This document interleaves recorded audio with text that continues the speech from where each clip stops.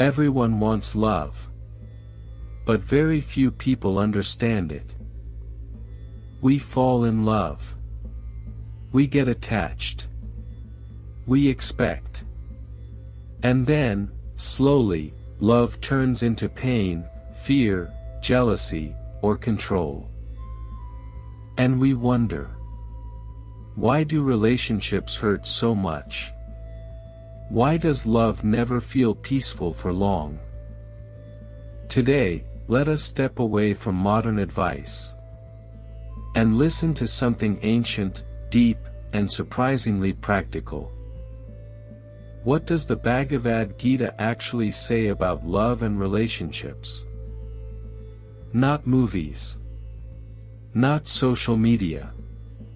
Not romantic fantasies. But real love, the kind that brings peace instead of anxiety. Here's something shocking. The Bhagavad Gita never directly talks about romance, dating, or marriage.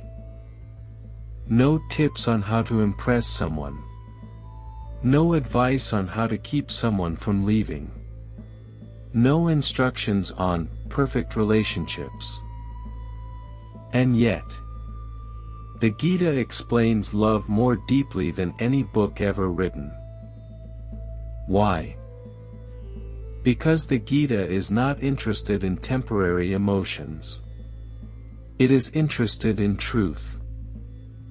Krishna doesn't ask Arjuna, "Who do you love?" He asks, "Do you know who you are?" Because without knowing yourself, every relationship becomes a struggle. According to the Gita, relationships fail for one simple reason. We use love to complete ourselves. We say, "You make me happy.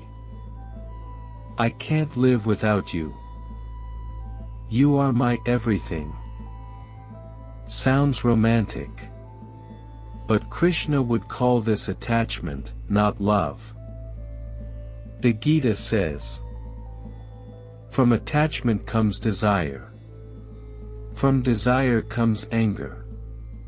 From anger comes confusion.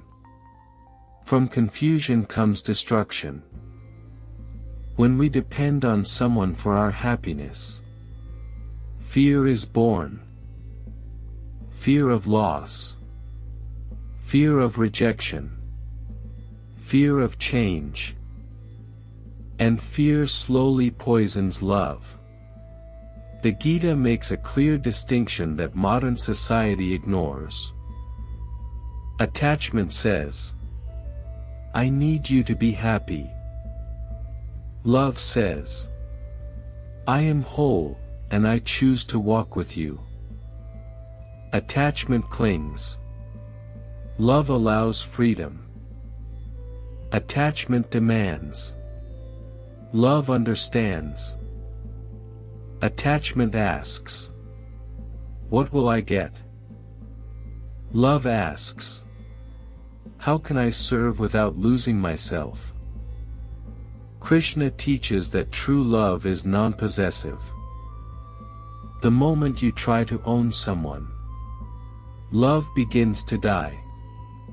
One of the most misunderstood verses of the Gita says, "You have the right to action, but not to the fruits of action." This applies directly to relationships. You have the right to love sincerely, communicate honestly, care deeply, but you do not have the right to control outcomes, demand behavior, force emotions. Most pain in relationships comes from expectation. I loved you, so you must love me back. I sacrificed, so you must change. I stayed, so you owe me. Krishna reminds us, love is an offering, not a contract. the Gita teaches something radical. You cannot love another properly until you are rooted in yourself. Krishna speaks of the Sthitaprajna, a person stable within, not shaken by pleasure or pain. Such a person doesn't beg for affection, doesn't fear loneliness, doesn't stay where respect is absent. This is not ego. This is inner balance. When you love yourself at the soul level, you stop tolerating emotional hunger. And relationships become choices, not compulsions. The Gita never says, stay, no matter how much you suffer. Krishna speaks clearly about dharma, right action. If a relationship destroys your peace, shrinks your self-worth, pulls you away from truth, then staying is not love. It is fear. True love supports your dharma. It does not suffocate it. Walking away from toxicity is not failure. It is wisdom. In the Gita, the highest love is bhakti, devotion. But devotion does not mean blind surrender to a person.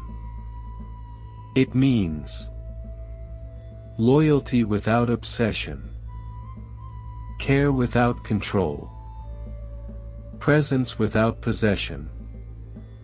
Krishna's love teaches us: love deeply, but remain free inside. The moment love becomes slavery, it stops being sacred. So what does the Gita actually say about love? It says, love is giving, not grabbing. Love is freedom, not fear. Love is growth, not dependency. Love is truth, not illusion. The goal of love is not to lose yourself. It is to know yourself more clearly. So ask yourself today: is my love peaceful or anxious? Is my relationship helping me grow or helping me hide?